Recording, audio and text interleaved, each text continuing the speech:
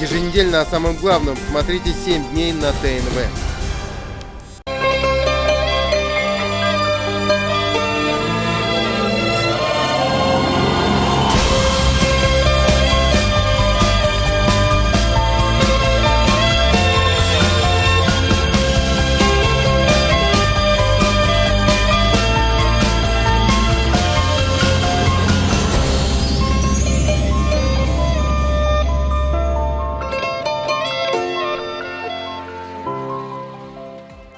Здравствуйте! Доброе утро! Этот понедельник вместе с вами начинаем мы, Рустам Каримулин и Ассоль Мухамедянова. Сегодня 12 ноября, в праздничном календаре День борьбы с пневмонией, актуально для ноября.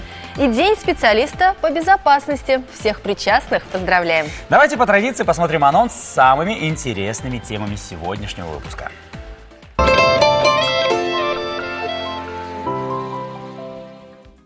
На здоровье! Сезон ОРВИ начинаем с простых рецептов, как противостоять вирусу.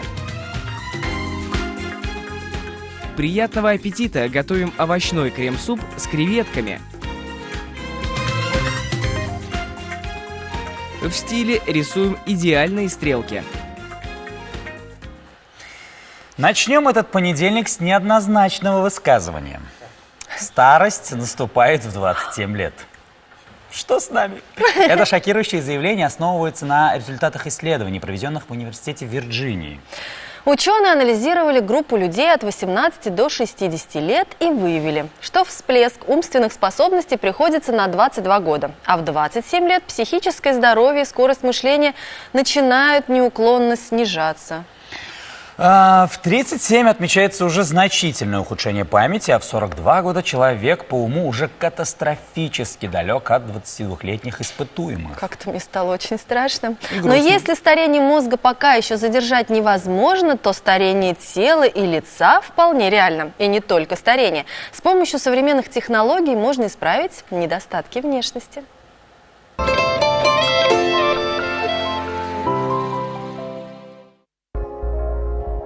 Пластическая хирургия давно перестала быть привилегией звезд и публичных персон. Некоторые домохозяйки при первой же финансовой возможности обращаются к специалисту поправить тут или убрать там. А есть люди, для которых поход к пластическому хирургу становится такой же неотъемлемой частью жизни, как и поездка в отпуск. Популярностью пользуется все. То есть каждый день приходится сталкиваться с тем, что солянка. То есть это и липосакции, и абдоминопластика, это и операции на лице, блефаропластика, это маммопластика. Вот так как какого-то одного направления такого четкого, вот чтобы прям поток был, нельзя выделить. Чаще, вот это тоже сезонное имеет такое течение. Вот сейчас сезон липосакций. Липосакция – это удаление самых стойких жировых отложений на животе, бедрах, груди и руках. А удаляются они при помощи канюли – небольшой тонкой трубки, ведущей к вакуумному отсосу. Самая большая опасность любой пластической операции – непредсказуемость результата. Но наука не стоит на месте. К примеру, в Казани уже сегодня используют новейшие технологии, которые позволяют проводить бескровные операции. Липосакция Вайзер – это последний киска, что называется, в липосакции, самая высокотехнологичная разработка, которая наименьшее количество дает осложнений. Помимо липосакции существует лифтинг бровей, увеличение подбородка, ринопластика, блефаропластика, подтяжка лица и шеи, уменьшение и подтяжка груди. Но больше всего операций проводится по увеличению бюста. Здравствуйте. Здравствуйте. Я к вам на консультацию. Елизавета – новичок пластической хирургии. Несмотря на юный возраст и привлекательную внешность, пришла к врачу с не совсем обычной проблемой. У меня такая проблема, даже не знаю, как это назвать, проблема. Взгляд более строгий. Я бы хотела, наверное, как-то выразительный взгляд и мягкий, чтобы он был, брови немного поднять. Попробовав раз, сложно удержаться от повторения. Развивается настоящая психологическая зависимость. Обычно, исправив что-то при помощи одной пластической операции, человек старается видеть решение всех проблем исключительно только с помощью скальпеля. Даже сбросить лишний вес уже хочется не спортом и рациональным питанием, а пластической операцией. Сейчас жизнь такая ускоренная, и нет времени на реабилитацию долгую, поэтому пациенты стараются делать все в одну процедуру для того, чтобы сократить время, сделать это в один наркоз, в одну реабилитацию. И если пациент начинает просить явно ненужные или, может, даже вредные для него манипуляции, то специалисты стараются направить не на операционный стол, а к психологу. Но практика показывает, что правит балом коммерческая выгода. Пластическая хирургия – вмешательство, и лучше использовать ее возможности разумно. Мы желаем вам доброго утра. Продолжим тему красоты с Айратом Камаловым, врачом-косметологом, дерматовенерологом. Доброе утро. Доброе утро. Доброе утро. Айрат Мусаевич, вот скажите, реально ли это? Действительно ли можно остановить старение? И только вот с помощью косметики и процедур, вот женщинам особо, мне кажется, это важно. Ну, безусловно, остановить нельзя, но замедлить, конечно же, можно. И тут есть такие три основных кита. Это как домашний уход, процедуры, конечно же, и немаловажный образ жизни. И они дополняют друг друга, они не взаимозаменяемые. Вкупе все это даст желательный положительный результат. И главное, как можно раньше начать, наверное. Ну да, конечно, профилактика лучше, чем лечение. А что еще работает против женщины? Ну, из такого, то, что обычно люди не обращают на это внимания, это солнце, фотостарение, то есть не защищаются от ультрафиолета, очень любят загорать, это все вредно для кожи. То есть вот не зря, да, за рубежом, наоборот, белый цвет кожи считается каким-то таким признаком молодости и красоты, а у нас наоборот, чем загорели, тем лучше. Да, а вот как выбрать средства по уходу за собой? Всегда ли цена равняется качеству или есть какие-то свои особенности? На что обратить внимание в составе? Ну, если говорить о составах, то, что доступно, скажем так, всем, это наличие спирта, то есть, точнее, его не должно быть, потому что он сушит и дубит кожу, наличие. А все остальное это больше по своим объективным ощущениям, субъективным, то есть не должно быть ощущение пленки на лице, стянутости, раздражения, то, что чешется, появляются какие-то высыпания. Если что-то такое есть, то нужно сразу же все менять средства. А вот смотрите, стоит ли пользоваться кремами, которые, например, стоят 100-200 рублей? Качество, на что-то рассчитывать стоит, используя такие средства? Или нужно обязательно какие-то дорогостоящие средства покупать, и тогда эффект будет налицо? Ну, скажем так, в любом ценовом сегменте есть достойные средства. Ну, понятное дело, что если он дороже, то шанс получить положительный опыт куда больше, чем... То есть более качественно можно, да? Но, думаю, и за 100-200 в аптеке можно что-то более-менее найти. То есть все же лучше покупать средства в аптеке?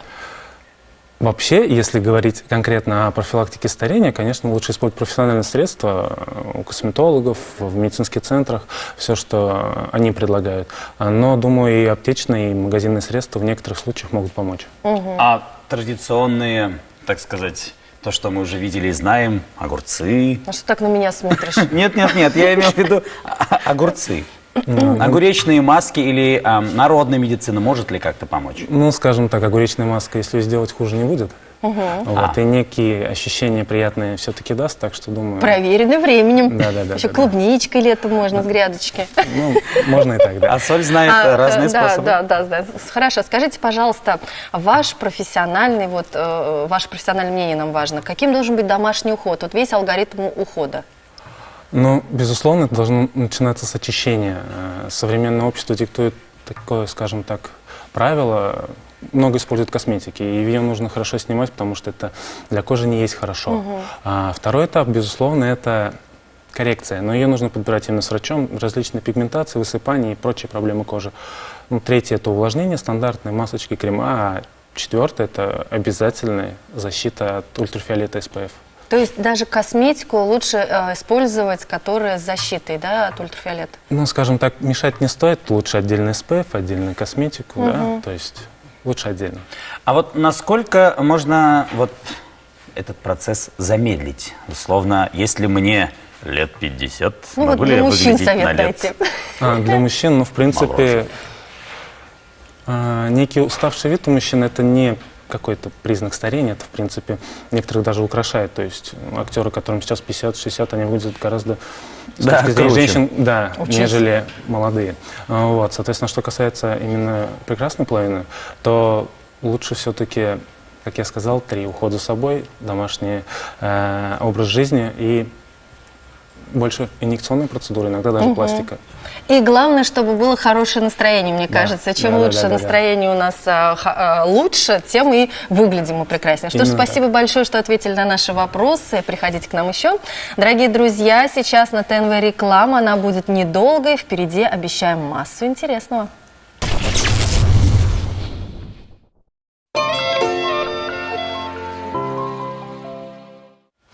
Здравствуйте, наша программа продолжается. И сейчас узнаем, что нашептали вам и нам звезды. Овны. Этот понедельник благоприятен для активных действий в любой работе. Ваш жизненный потенциал находится на высоком уровне, так что спешите действовать.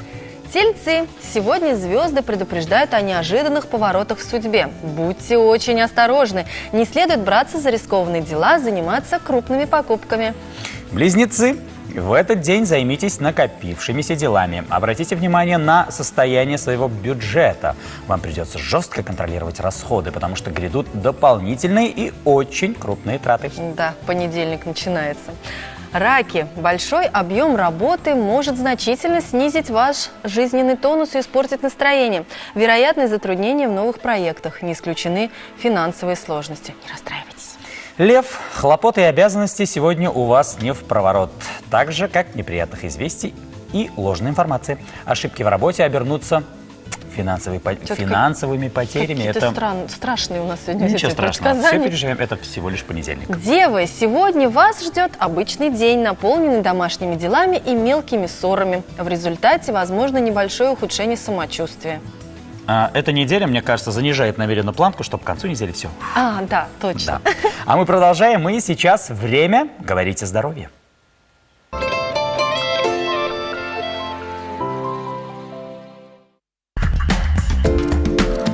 ОРВИ – острая респираторная вирусная инфекция. Мы привыкли думать, что это простуда, но медицина уточняет – это около 300 вирусных заболеваний, объединенных общим названием. Основными симптомами являются кашель, насморк, боли в горле, ну и при более-менее серьезных случаях это будет повышение температуры. При осложненных формах могут быть более тяжелые проявления, одышка, например, хрипы в легких, ну и так далее.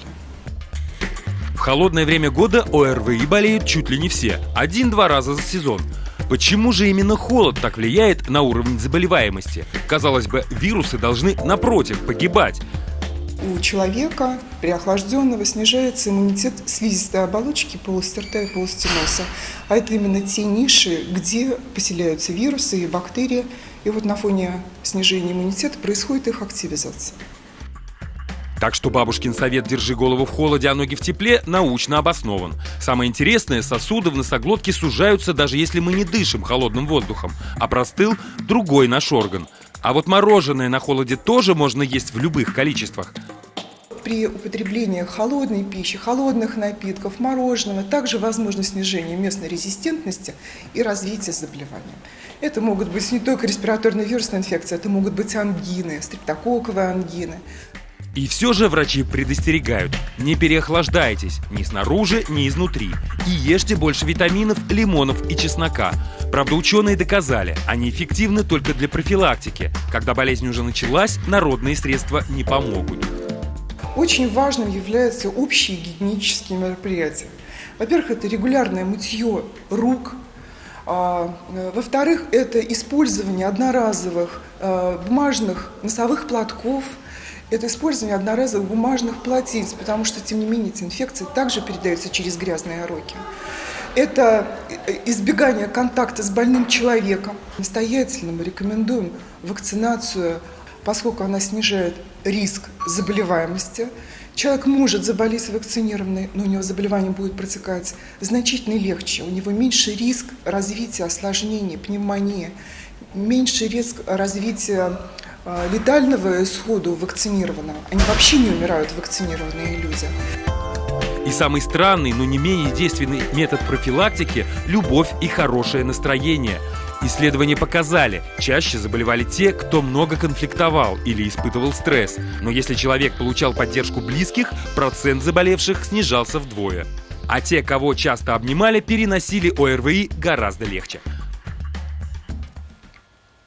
И снова приятные новости о любимом утреннем напитке миллионов. Кофе. Ученые изучили химический состав кофе 3 разных типов обжарки. Сильный, слабый и еще декофеинизированного кофе с сильной обжарки. В итоге было установлено, что в процессе обжаривания зерен происходит выделение, сейчас попробую выговорить, фенилинданов, естественных химических соединений, которые препятствуют накоплению в головном мозге двух аномальных белков – бета-амилоида и тау-белка.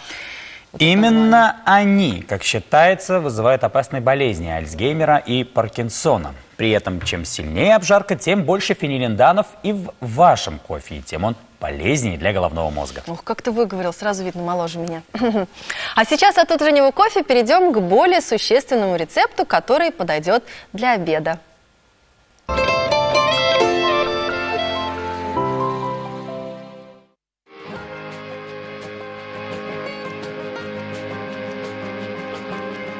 Для приготовления этого супа вам понадобится 1 небольшой кабачок цукини, половинка луковицы, 1 небольшая морковка, 150 граммов брокколи, 100 миллилитров 10% сливок, укроп, соль, перец, 1 зубчик чеснока для вкуса, 250 граммов очищенных креветок, 1 чайная ложка лимонного сока. Цукини очистить от кожуры, нарезать на небольшие куски. Также порезать лук и морковь.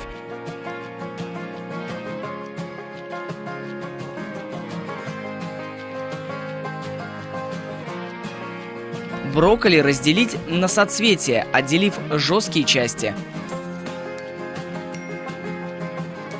Все приготовленные овощи сложить в кастрюлю и залить водой или бульоном так, чтобы жидкость покрыла все ингредиенты. Довести до кипения и варить на медленном огне 10 минут. Укроп мелко порубить. А отварные овощи размять в пюре при помощи блендера. Добавить укроп, сливки, соль и перец по вкусу.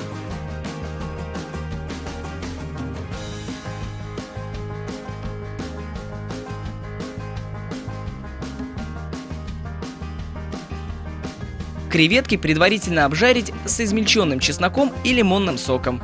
Суп-пюре подавать слегка охлажденным с креветками и тертым сыром. Приятного аппетита! Тертый сыр? Тертый сыр. Тертый. Ты любишь тертый? Я люблю тертый сыр. Я покрепче. Пожестче. В продолжении темы нашего первого сюжета. У большинства населения России отношение к пластической хирургии все еще насторожены и немного предвзяты. Тогда как в 2016 году в США провели около 2 миллионов пластических операций. Ой-ой. На долю этой страны приходится 19% от общего мирового количества подобных вмешательств. Очень интересно. На втором месте в этом рейтинге Бразилия. На третьем Южная Корея. Причем 11% всех туристов приезжают туда специально, чтобы сделать пластическую операцию. Наша программа продолжается полезным сюжетом о красоте. Правда, а не такой радикальной.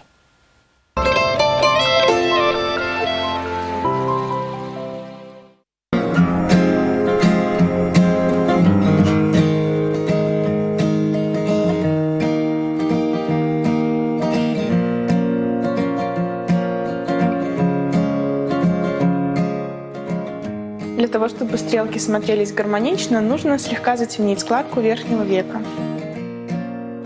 Для начала полностью закрасьте линию роста ресниц черным карандашом. Важно, чтобы карандаш был хорошо заточен. Самое важное правило при нанесении стрелок – не должно оставаться пустого места между линией ресниц и линией стрелки. Теперь отступаем 3-5 мм влево от внешнего уголка и 3-5 мм вверх. Ставим точку жидкой подводкой. Здесь линии стрелок будут заканчиваться. Это поможет нам сделать стрелки симметричными. Очень важно рисовать стрелки несколькими линиями. От одного уголка до другого. Расширяем линию стрелки от внутренней границы радужки. Самая узкая часть стрелки должна быть у внутреннего уголка и самая широкая у внешнего.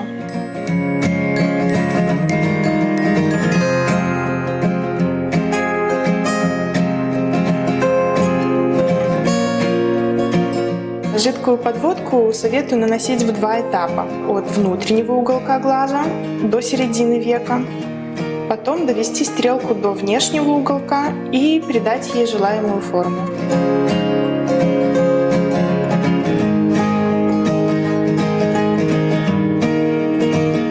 Для того, чтобы взгляд был открытым, внутреннюю линию века нужно подвести белым карандашом. И обязательно нужно пользоваться тушью, которая будет по цвету не светлее вашей подводки.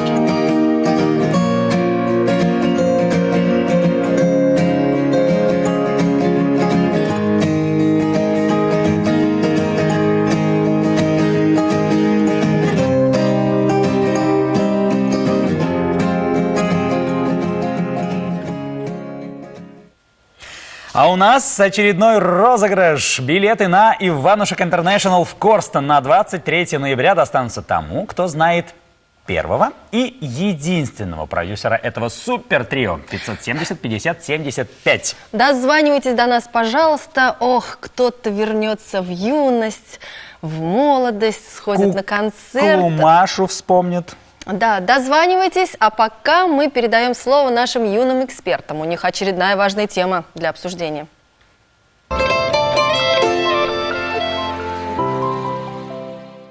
Мы расскажем про бабушек и дедушек. Бабушки и дедушки – это такие люди. У них есть руки, ноги, голова. Только они старенькие и не могут бегать. Они целыми днями смотрят телевизор и кушают колбаски. Это мамины и папины родители. Бабушки и дедушки, они старенькие. Им надо помогать, потому что они криво ходят и ездят на трамвае, на автобусе, на метро, на троллейбусе и на поезде. Еще ходят на рынок за молоком, а моя бабушка самая добрая, ее зовут Аника, и она ростом 120 сантиметров. Бабушки и дедушки получают мало пенсионных, им хватает только на хлеб и молоко, а на торт и мороженое им не хватает. И поэтому мама и папа должны им помогать. Бабушки и дедушки – это такие люди, которые все время болеют и не ходят на работу, и все время ходят в больницу и лечатся. А еще у них нет своих зубов, поэтому они ставят себе пломбы или игрушечные зубы. А я вот никогда не стану бабушкой, потому что у меня все зубы хорошие, чистые, и еще у них нету кариеса. Бабушки и дедушки нужны, чтобы присматривать за внуками, когда родители улетают либо на работу, либо в командировку.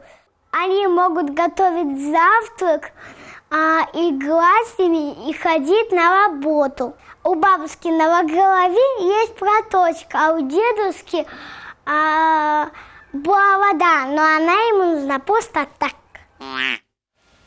Мы продолжаем нашу программу, и, как нам подсказывают, у нас есть дозвонившийся телезритель. Алло, доброе утро. Здравствуйте. Здравствуйте, как вас зовут? Эльвира. Эльвира, очень приятно. Итак, повторяем вопрос. Итак, кто же является первым и единственным продюсером этого легендарного трио за всю их историю? На мой взгляд, это Игорь Матвиенко. У вас очень правильный взгляд, так и есть. Игорь Матвиенко от самого начала, с дня создания группы и до сегодняшнего дня является бессменным продюсером. Тополиный пух.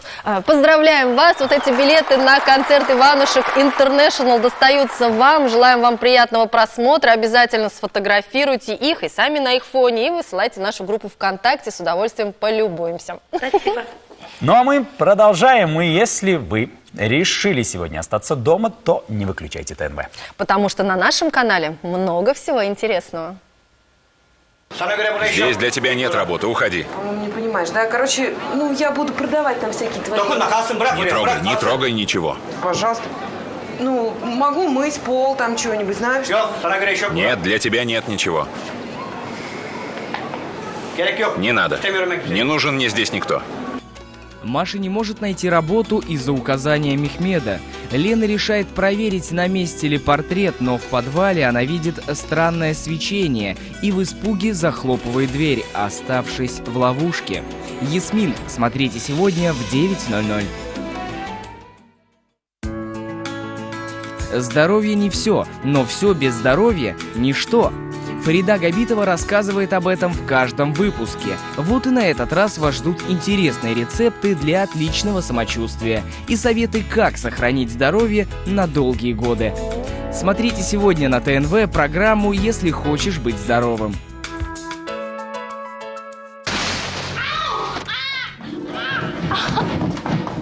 Что случилось?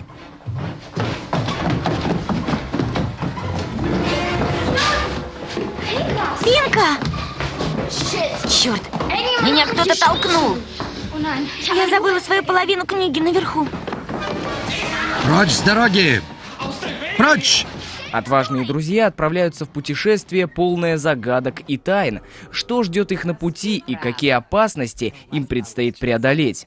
«Отважная четверка» сегодня на ТНВ. Ну что ж, началась новая неделя, и погода, кстати, очень радует. Солнечный антициклон удерживает в нашей республике малооблачную погоду. Солнце светит с раннего утра, осадки не наблюдается, температура воздуха ожидается около 4 градусов мороза.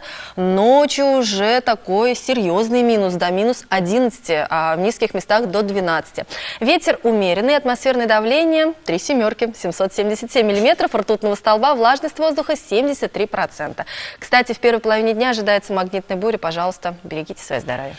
Ну а сейчас небольшой блок рекламы на ТНВ, после чего мы вернемся. Не переключайтесь, впереди все самое интересное.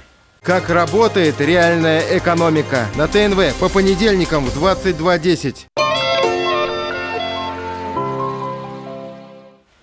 Неправильное питание, низкая физическая активность и курение – вот главные факторы риска развития заболеваний у наших соотечественников. По предварительным данным, более 50% прошедших диспансеризацию в 2018 году имеют заболевания, требующие наблюдения врача. Об этом сообщает пресс-служба Министерства здравоохранения России. По предварительным данным, за 9 месяцев этого года при проведении диспансеризации 52% россиян были отнесены к третьей группе здоровья, как имеющие проблемы медицинского характера. Подумайте об этом, а еще о том, что впереди самое холодное время года, которое тоже проверит на прочность наше здоровье. И вам обязательно пригодятся наши советы.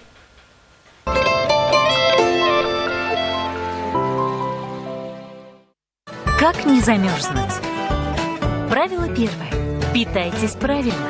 В холодную погоду не стоит голодать или сидеть на строгих диетах, поскольку энергия, поступающая с пищей, трансформируется в тепло, не давая нам замерзнуть. Это белковая пища в сочетании со сложными углеводами, крупами, макаронами и рисом. Правило второе. Одевайтесь правильно. Чрезвычайно важно следить за тем, чтобы ладони и ноги находились в тепле.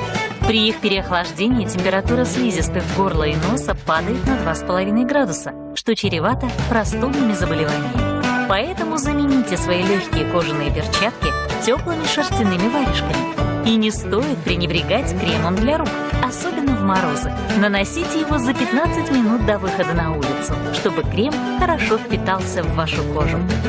Также от холода лучше уберегут несколько слоев легкой одежды, чем один очень толстый свитер. В этом случае срабатывает такое же правило сохранения тепла, как и в устройстве термоса. Однако старайтесь не переборщить с многослойностью. Одежда не должна сковывать движение, и в куртке или пальто вам не должно быть тесно.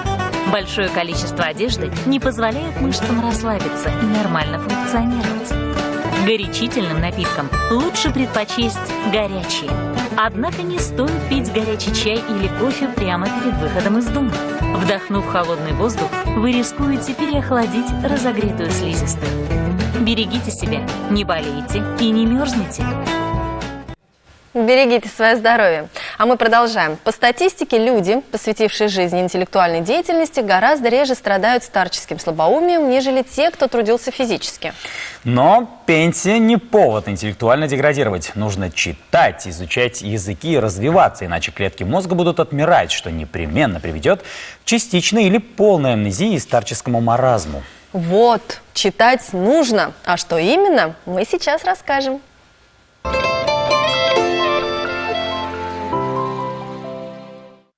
Новая, для меня совершенно неожиданная книга Александра Бушкова рассказывает о Петербурге. Называется она «Загадочный Петербург» или «Призраки европейских столиц». Про Петербург всегда интересно. Это город истории и сказки.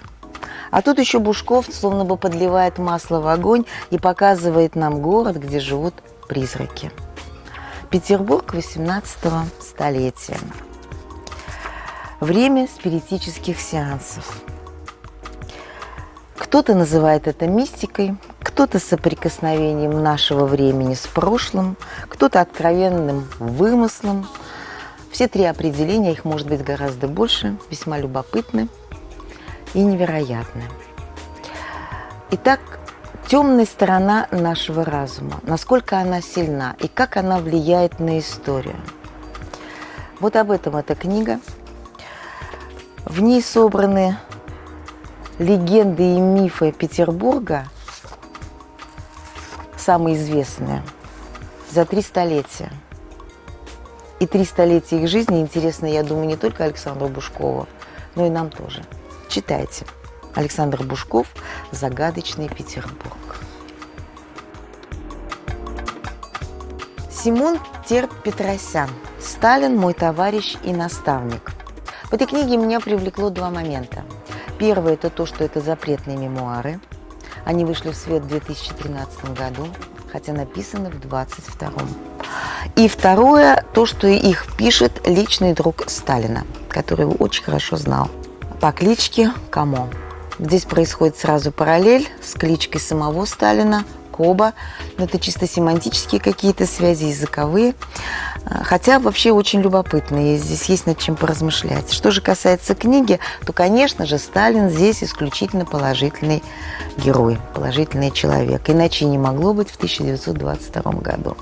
А привлекательно в этой книге то, что, поскольку это человек, близко знавший Сталина, здесь много фактического материала, очень много нюансов, отношений, деталей мелких. Много описывается сюжетов из его детства.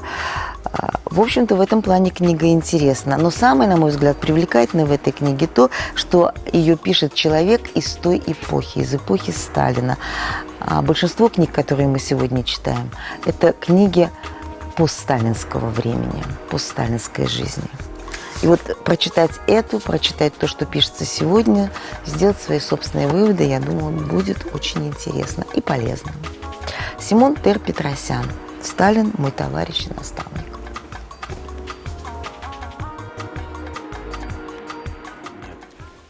Наша программа продолжается, и у нас в гостях уникальные люди. Это Камиль Зинатуллин, ведущий лаборатории естественной науки, и моя его помощница Алсу. Замечательно, очень рада вас видеть. Что вы приготовили? Приготовили много чего интересного. Рассказывай, Алсу, чего сегодня приготовили. Да. Здравствуйте. Мы лаборатория «Естественная наука». Мы разрабатываем и проводим научно-развлекательные мероприятия для детей и взрослых. И сегодня мы вам докажем, что все удивительное можно объяснить с помощью науки. Да. Давайте начнем смотреть уже. Самое интересное, наверное, и самое долгожданное, что мы сегодня принесли, это жидкий азот, дорогие друзья. Жидкий азот. Вот. Температуры у Алсу сколько? Минус 196 градусов. 196 градусов. Можно, да, кстати, можно отойти прям подальше, замечательно. Да, потому что работать нужно очень осторожно. Мамочки. Если обычная жидкость у нас кипит при 100 градусах, эта жидкость закипает при минус 195,7 градусов. Да, вот она у нас кипит. Я предлагаю проверить прямо на себе. Фильм назвали вы знаменитый. Да, фильм был очень интересный про 2 роботов, про которые роботов, пришли из называется он будущего. «Терминатор», правильно. Вот на нем и испытаем. И да, раз фанат «Терминатора», давайте на вас и проверим. Что произошло с «Терминатором»? А с «Терминатором» произошло следующее. Он сделал вот так и ушел. Смотря с каким. Сказал «Hasta la vista, baby», стрельнул и... Да. Так, эта штука куда? Прямо на вашу руку. Жидкость, которая минус 196 градусов, ничего страшного, я Так, уважаемые надеюсь. зрители, не пытайтесь повторить это дома. Да. Поехали. Только на Рустеме. Пробуем только на Рустеме. Вот так лучше перевернуть. Вот так лучше перевернуть. И вниз опускаем. И вниз опускаем. Не-не-не, вот так. И раскроем ладошки. Раз, два, три. Ой, господи, что со мной? Это дико холодно. А ручка Ты живой? совершенно Ты живой? сухая, Смотри, дорогие у друзья. тебя У нас ожог. создалась Смотри. пленочка. Вот И это желаем да. пошевелить можем? Да, Да, замечательно. У нас создалась пленочка, и этот эффект называется эффект Лейденфроста. Да. А давай дальше продолжим и заморозим нашу красавицу. Ой, Я думал, вы про соль. Ну, особенно Я с думала, не вот это мне менее симпатичней, цветочек. чем Как роза. вы думаете, роза может превратиться в стеклянную и разбиться? Да, Нет, я вот не верю. Нет, я не верю. Так мы для этого сюда и пришли, чтобы проверить. Давайте проверим. Асу, опускайте, пожалуйста, мою розу. Ой, жалко. Да. Ой, жалко. Считаем буквально 5 секунд. Раз, Раз, два, три, 4, 5. Достаем. И какая же у Мамочка, нас что с ней? Схваченная красота. морозом, как будто. Замечательно. А вы знаете, Дымится. есть поверье, если 12 ноября разбить эту прекрасную розу о голову принцу, то на канале ТНВ все будет прекрасно, хорошо. и Я дальше будет согласна. развиваться. Давайте найдем Давайте, принца. давайте. Где же принц? А вот и принц. Замечательно.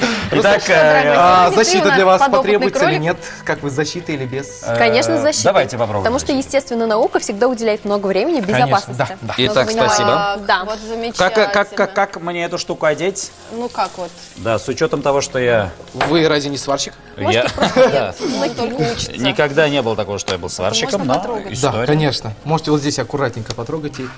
Она заморозилась. Да, вы сейчас будете разбивать эту прекрасную Мне как? розу. Вот о так? голову- Голову принца. Да. Я всегда об этом мечтала. Давайте я сейчас это сделаю. Итак, ну что ж, Роза ваша. уважаемые зрители, Опускаем Роза. шлем. Роза. разбивается. Была наша, Поворачиваемся косой. стала не наша. Я надеюсь, что разбивается только роза, а не моя карьерная лестница. Ты готов? Ты готов? Всегда готов. Все, прям по голове. Да, барабанная дробь. Раз, два, три. И получилось! Аплодисменты, Получилось! дорогие друзья, замечательно. И Да, мне и наша остался цветочек. роза рассыпалась в голову Вот Рустема. это да. Как, Скажите, нормально у вас? Как пожалуйста. ощущение, Рустем? У меня самое невероятное ощущение, будто не надо дарить такие цветы. Не надо дарить Хорошо. такие цветы. Замерзшие. Скажите, пожалуйста, как обычно реагируют дети вот на такие, ну, фокусы? По-другому я назвать это не могу. Конечно, это восторг. То есть мы работаем в прогрессивном формате. Он называется Educatement, образование плюс развлечение. У нас люди приобщаются к новым знаниям, но делают это не путем скучных лекций или Да. монотонных уроков. Они сами в этом участвуют. То есть, как, например, Рустем сейчас у нас поучаствовал. Они все это видят, двигаются, понимают, делают что-то своими руками. И, конечно, это вызывает восторг, и знания лучше запоминаются и лучше усваиваются. Да, вот судя по его лицу, я вижу. он Конечно, испытывает потому что я вижу Усвоил тут- все знания. Я вижу здесь еще много разных таких штучек. Я вижу очки, я вижу колбу, большую колбу, вижу вот эту штуку. Это же для вас приготовили. Так, отлично. А соли вам. Испытуемый. Пожалуйста. Ой, я рано обрадовалась, я чувствую, да? О, и наш большой казан. Так, Сейчас казан. Казан. Будем готовить я... Нет, ну можно, но не сегодня. Я боюсь этой штуки. А я, пожалуйста, так, перчаточки. Так, тут еще и перчаточки. Эксперимент Надеваем. из Вот нашей серьезно. популярнейшей программы «Воздухология». То есть мы изучаем свойства газов. Воздухология? Да, воздухология. Мы Знаменитая изучаем свойства воздухология. газов. Да. Так, это мне. Да, И теперь конечно, мы будем пожалуйста. испарение жидкого Химик. Подождите, Испытатель. сегодня наша программа прошла легко и воздушно. Я хочу, чтобы ваши программы продолжались и дальше. Так. В таком, Хорошо, в таком же духе. Я возьму жидкий азот, вылью его в наш казан. Мама. Я выливаю его. И, уважаемая Соля, уважаемый Рустем, я попрошу вас на счет 3 вылить. Это тоже? Да, Алсу, надевайте. То есть вот так, да? Да, Ну что ж, выливаем традиционный- горячую воду в наш казан. Традиционно он Выливать? Выливать? Поехали. Да, раз, два, три. Вау, классно! Боже. Это же это облако прямо здесь у нас Вот в студии. он, вот он. Как это? Я тучи разведу руками. Итак, Холодный лед. Это безопасно? То есть наша лаборатория, тучи можно потрогать руками. Пожалуйста. Отлично. Что ж, спасибо вам огромное за невероятные ощущения. Я просто вот детский восторг испытываю. Я где-то летаю. Ну что ж, дорогие друзья, спасибо нашим гостям. Ну а пока узнаем, что интересного происходит в городе.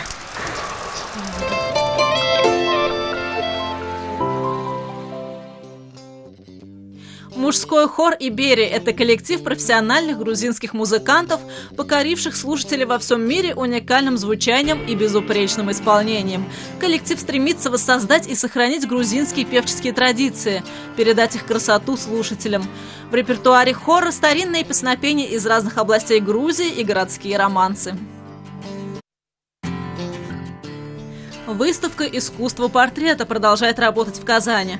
Уникальная экспозиция демонстрирует историю развития жанра портрета, начиная с Древнего Египта и заканчивая сегодняшним днем. Здесь можно увидеть экспонаты, которым более 3000 лет, изваяния античных правителей, которые лично позировали скульпторам, полотна мастеров эпохи Возрождения, знаменитых нидерландских живописцев и, конечно же, представителей русской школы. На выставке также можно получить представление о том, по каким законам существовал этот жанр в Древнем Китае, Японии и Иране. В Музее исламской культуры Казанского Кремля проходит выставка, которая будет интересна тем, кто неравнодушен к истории архитектуры нашего города. Архитектор, академик Международной академии искусства и культуры, профессор Казанского государственного архитектурно-строительного университета Рабиль Айдаров изобразил на живописных полотнах объекты своего научного интереса – деревянные дома Казани рубежа 19-20 веков. Особенно важен тот факт, что картины эти написаны не просто художником, а архитектором, который с достоверностью и огромным вниманием к деталям изображает памятники русского и татарского деревянного зодчества. Особое очарование работам придает то, что дома изображены в контексте своей эпохи. На их фоне разворачиваются бытовые сцены, которые позволяют еще лучше почувствовать атмосферу времени. И в завершении нашей программы продолжение гороскопа. Весы, у вас благоприятный день. Ваш оптимизм и легкость в общении помогут решить все старые проблемы, завершить важные дела и запланировать новые. Удача улыбается вам. Наконец-то нормальный гороскоп. Скорпионы, сегодня прислушайтесь к своему внутреннему голосу и не игнорируйте предчувствия. Старайтесь думать о хорошем. С необратимыми процессами просто смиритесь. Стрелец, день благоприятен для размышлений, физических нагрузок, подведения итогов. Вероятно, вещи и сны. Запомните их. Козероги, удачно пройдут все встречи и контакты. Уже скоро вы почувствуете их результаты. Во второй половине дня будьте внимательны к новым знакомым. Водолеи, в целом день благоприятный для работы и деловых переговоров. Хорошее расположение духа позволит вам достичь отличного результата. Рыбы. Возможно, некоторое, но небольшое перемещение по служебной лестнице. Велика вероятность выгодного делового предложения, которое следует обязательно обдумать. На этом наша программа завершается, а вот что мы покажем вам завтра.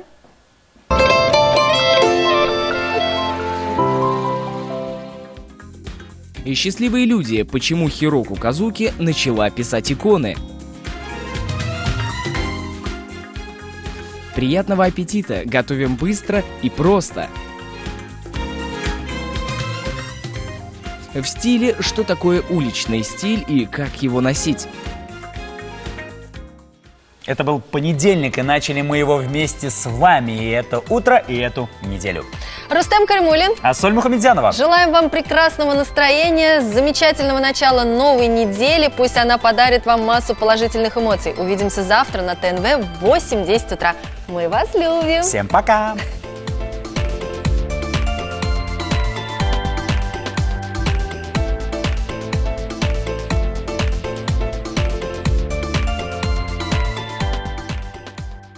Черное озеро. По будням в 21:00.